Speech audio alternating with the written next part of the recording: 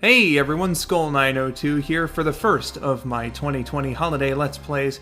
This is Donkey Kong Country 2, Diddy's Conquest for the Super Nintendo Entertainment System. This one is a sequel, of course, to the first Donkey Kong Country game.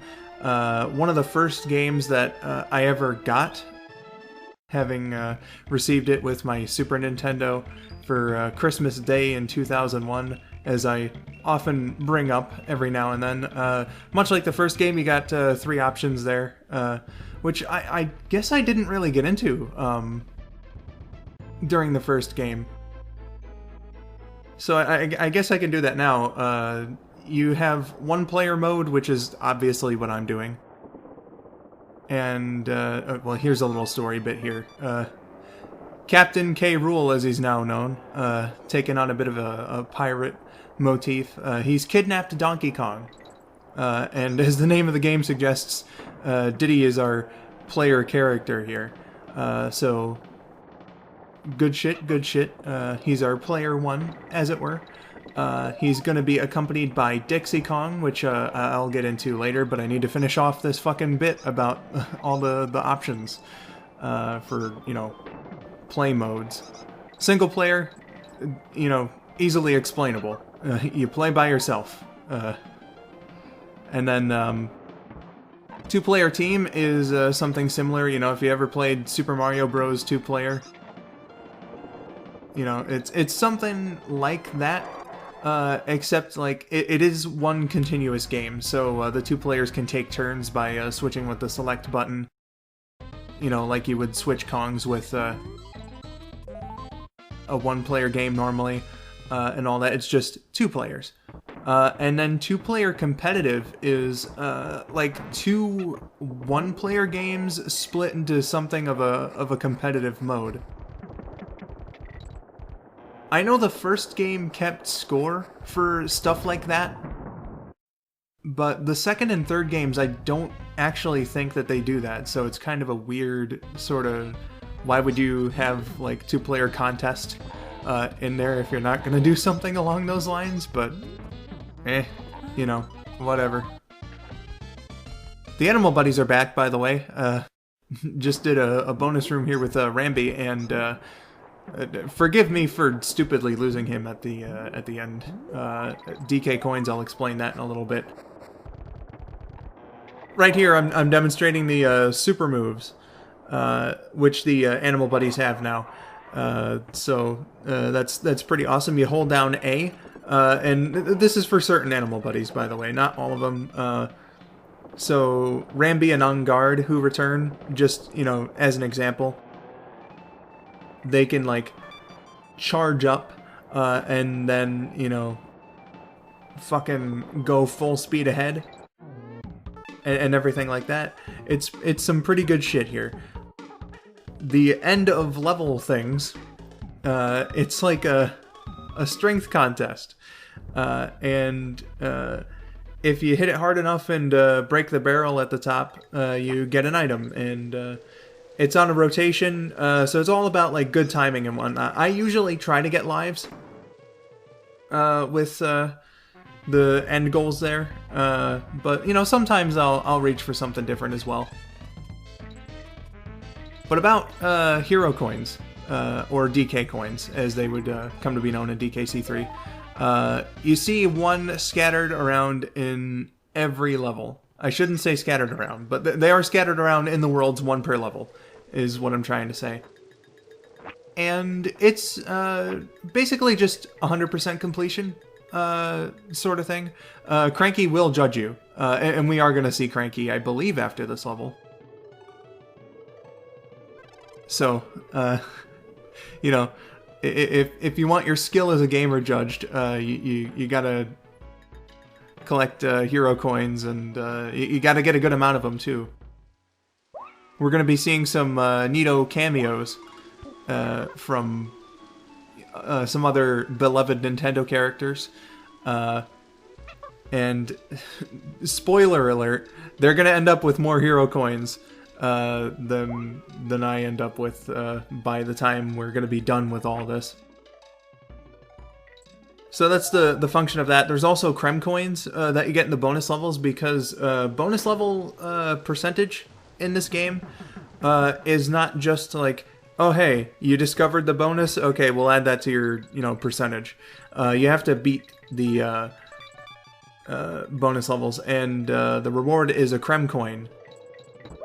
And like, Krem coins are currency for like the Lost World.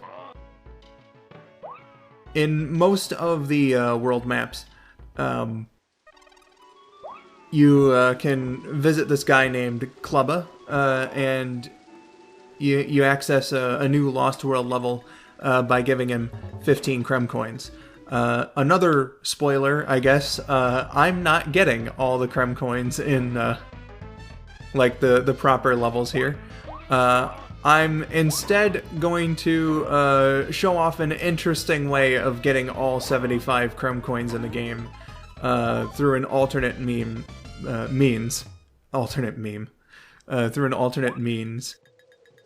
in the first extra part. So look forward to that. Now then, there's one other type of coin in this game that's important, and that's banana coins. You find them, intermittently throughout levels. And basically, banana coins are your currency for everything else. So, Krem coins get you into the Lost World. Banana coins save your game, which I do think is kind of shitty that... like, they put saving behind, like, a paywall, essentially. Not like a real-life paywall, of course. Because this was the 90s, and that's when, like, game developers actually had respect for the players. But, like, 2 banana coins is how you save, except for every first time you visit Kong College. Then it's free. Aside from World 7, where it's 1 coin, but whatever, I'm getting, like, too fucking uppity. Side games, like, there's really only one side game, that's Swanky's Bonus Bonanza. You pay banana coins for that. And then also Funky's Flights, which I will show off in the next part, I believe. That's also, like, a couple banana coins. Cranky here, he has tips, and unlike in the first game, they actually like make sure that the tips are related to the world that you're playing in. So he doesn't have just like a bunch of hints that'll only help you out in World 1 this time around. He actually like gives you legit hints. So that was a fucking stroke of luck in that bonus room. I kept getting it in like my practice run and each recording attempt that I did, aside from one. Like,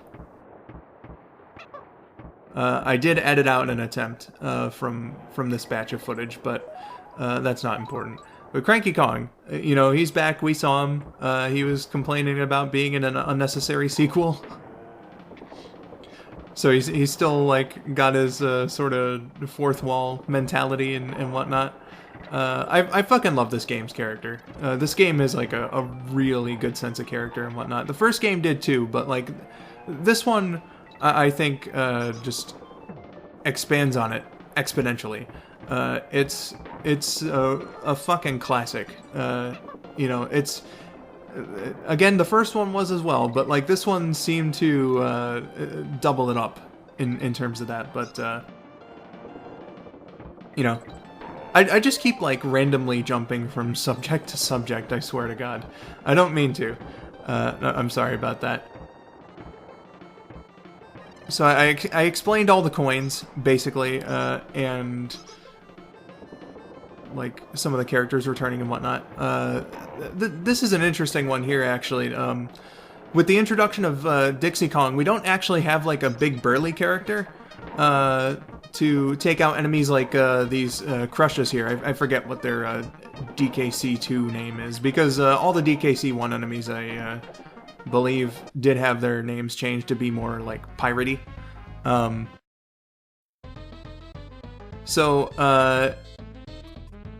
The way that you gotta take, like, crushes out is, like in the first game, you use barrels or, like, treasure chests or boxes or throwable items.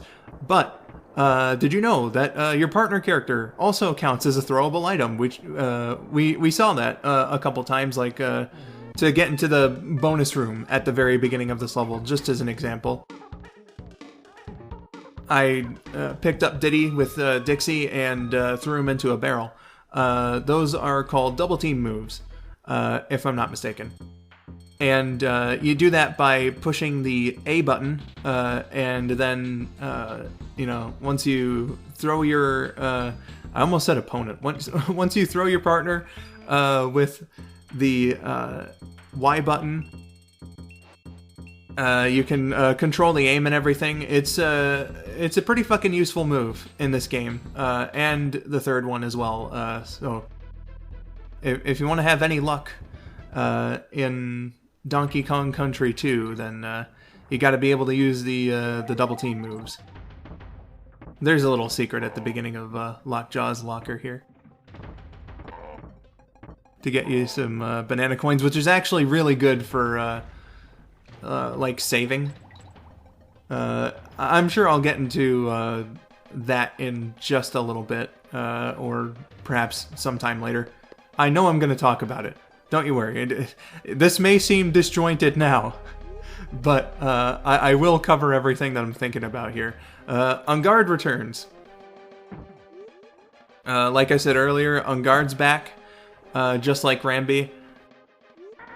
The only other one of the DKC1 animal buddies to return is Squawks, but Rambi and Unguard are the only ones to retain their gameplay functions. Squawks is very different from DKC1, and once Squawks appears, again, I will be able to explain that. So, I've mentioned it a couple times now, Donkey Kong's not here as a playable character. Instead, we have Dixie Kong, who is Diddy's girlfriend. Basically, like, in terms of... also, I have to apologize, I died in this level. Kind of fucking embarrassing to die in a World 1 level, but, I guess I was just going in too overconfident. But anyway, with Dixie Kong's creation, I think it goes something like this. Nintendo thought that Candy Kong from the first game was a bit too provocative. I don't know if, like, Rare made Candy that way as, like, a joke, or if they were just trying to, like, tap into the virtually unknown at the time furry market. But it wouldn't surprise me if it was the latter, considering other characters that they made, like Barry and Crystal. But that's speculation for another time. Nintendo thought that, Candy was, like, a little bit too much for a kid's game. So, they were like, perhaps change this. Personally, I can agree with that decision on the basis of Candy looked fucking wrong. Candy, like, it's like what I said in the first DKC LP, she was a bit Uncanny Valley, and I'm glad I didn't screw that up the first time I tried saying it, but, she looked a little disturbing. We'll get into Swanky's bonus bonanza in the 6th part, so don't you worry about that. New animal buddy, Ratley. He jumps around. He can be kind of a fuck to control, though, every now and then. Like, I overarched on the jump there and got hit. Thankfully, I recovered him, but... Anyway, that's aside from the point. I'm trying to talk about Dixie here. Dixie Kong. So, they... Originally, in the first game, they did want to introduce a girlfriend character for Diddy, but they thought that with Candy Kong also being in there as Donkey Kong's girlfriend, that, like, it would, like, distract a little too much. So they dropped the concept from the first game, but there's a few ideas that they had in the first game that they had for the first game that they weren't able to use, which they did incorporate into the second game. That being, like, one of them being, I should say, like, Diddy having a female companion. So we have Dixie here. And, like, it wasn't, like, too bad of a process for the creation of the character. in terms of like modeling and just general concept overall. They didn't really think too much about it. They were just like, hey, let's have a girl character. And like once they had that decided, then like it just came naturally that the designers gave her a ponytail to sort of give her like a visual element while she was running. So then like the producer or director of the game, I'm not sure, but somebody involved in the creative process, Greg Mails,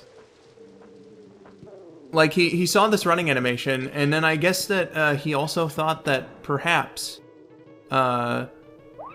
Dixie's hair would be good, and we just saw it for like a unique ability to make her even more different from I almost called him Dixie. From Diddy. So they gave her the ability to hover with her hair. So, you know, not only did we get like a replacement for the creepy as fuck Candy Kong, but we also got a really good character, I think, here in Dixie Kong. She also went through a shitload of names. I remember, I couldn't possibly think of them all because there really were a lot. But there were ones like Daisy Kong. I believe the one that they were gonna go with for a while was Diddy Ann. Also, for the boss here, come up to the top of the perch and then you can get 2 free banana coins. And then eventually they settled on Dixie because, you know, that sounded best. There were also some joke suggestions too, like I believe one of them was like, damn, these names are crap, Kong. So, you know, good stuff. I'll get more into Dixie later because there are some things I want to discuss about her. But here's Creepy Crow. You gotta hit him 4 times with the eggs here. And I know I'm going to be running over time now, but you hit him 4 times with the eggs. He'll, like, or she'll, maybe, because it's eggs after all, knocks him off of the perch at the top.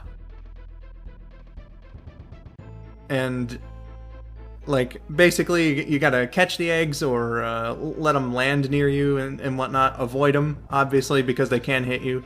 And hit the crow with the eggs. So that's basically how that boss battle works.